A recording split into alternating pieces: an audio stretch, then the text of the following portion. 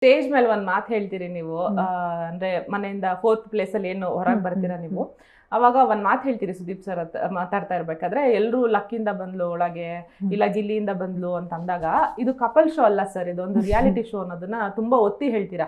ಆ ಮಾತು ಹೇಳೋದಕ್ಕೆ ಆಕ್ಚುಲಿ ತುಂಬಾ ಧೈರ್ಯ ಬೇಕು.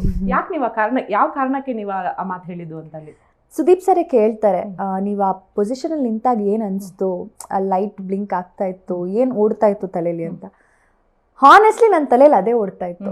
ಅಂದ್ರೆ ಆ ಕ್ಷಣದವರೆಗೂ ಪ್ರತಿಯೊಬ್ರು ಅಲ್ಲಿ ಕೂತಂತ ಎಕ್ಸ್ ಕಂಟೆಸ್ಟೆಂಟ್ಸ್ ಕೂಡ ಕಾವ್ಯನ್ ಹೊರಗಡೆ ಬರ್ಬೇಕು ಅಂತ ಹೇಳಿದಾಗ ಕೊಟ್ಟಿದ್ದ ಕಾರಣನೂ ಅದೇ.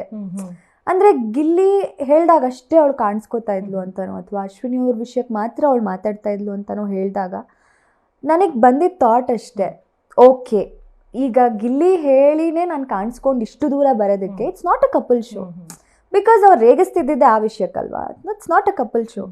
ಅದಲ್ಲದೆ ಬೇರೆ ಏನೋ ಒಂದು ಮಾಡಿದ್ದೀನಿ, ಬೇರೆ ಎಲ್ಲೋ ನಾನು ಪ್ರೂವ್ ಮಾಡಿದ್ದೀನಿ, ಅದಕ್ಕೆ ನಾನು ಇಲ್ಲಿವರೆಗೂ ಕರ್ಕೊಂಡು ಬಂದಿದ್ದಾರೆ ಅನ್ನೋದೇ ನನ್ನ ತಲೆಯಲ್ಲಿ ಓಡಿದ್ದು, ಅದನ್ನೇ ಹೇಳಿದೆ ಅಷ್ಟೇ. ಓಕೆ, ನನಗೆ ಒಂದು ಕನ್ಫ್ಯೂಷನ್ ಯಾವಾಗಲೂ ಮನೇಲಿರೋರು ಹೇಳ್ತಾ ಇರ್ತಾರೆ, ಕಾವ್ಯ ಅಂದರೆ ಮಾತಾಡೋ ಕಡೆ ಮಾತಾಡಿದ್ದಾರೆ ಬಟ್ ಫಿಸಿಕಲ್ ಟಾಸ್ಕಲ್ಲಿ ಏನು ಅಷ್ಟೊಂದು ಚೆನ್ನಾಗಿರಲಿಲ್ಲ ಅಂತ.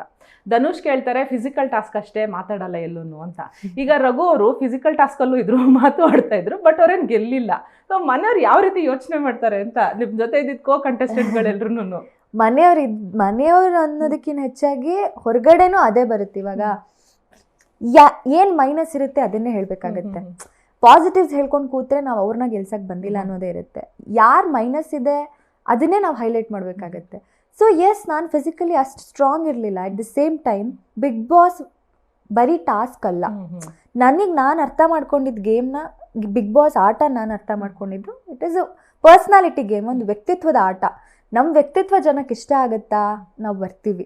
ನಮ್ಮ ವ್ಯಕ್ತಿತ್ವ ಜನಕ್ಕೆ ಇಷ್ಟ ಆಗ್ತಿಲ್ವಾ, ಇಲ್ಲೋ ನಾವು ತಪ್ಪು ಮಾಡ್ತಿದ್ದೀವ, ಅಥವಾ ಇನ್ನೊಂದೇನೋ ಯಾವುದೋ ಕಾರಣಕ್ಕೆ ಇಷ್ಟ ಆಗ್ತಿಲ್ವಾ, ನಾವು ಹೊರಗೆ ಬರ್ತೀವಿ. That's okay.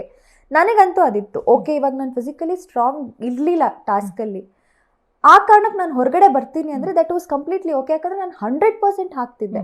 ಅದು ಸಾಕಾಗ್ತಿಲ್ಲ ಅಂದರೆ ಅದು ಮೀರಿ ನಾನು ಏನೂ ಮಾಡೋಕ್ಕಾಗ್ತಿರ್ಲಿಲ್ಲ. ದಟ್ ವಾಸ್ ಮೈ ಫಿಸಿಯಾಲಜಿ, ನನ್ನ ಹಂಗೆ ಇರೋದು. ಸೊ ಅದು ಇವಾಗ ನೋಡಿ ಧನುಷ್ದು ಟಾಸ್ಕ್ ಅಷ್ಟೇ, ಇನ್ನೊಂದೇನೋ ಇಲ್ಲ. ಸೊ ಏನೇ ಆದರೂ ಏನು ಮೈನಸ್ ಇದೆ ಅದನ್ನೇ ಮಾತಾಡೋಕ್ಕಾಗೋದು. ಈಗ ರಘು ಸರ್ದು ಅಷ್ಟೇ, it's like that perspectives. Okay.